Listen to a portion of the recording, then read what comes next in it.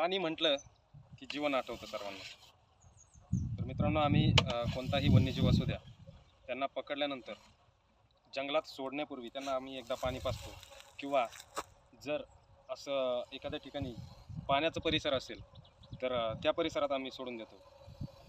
कारण पाणी हे पिण्यासाठी शरीराला अगदी महत्त्वाचं असतं, मग तो मानव असो किंवा इतर कोणताही वन्यजीव असो।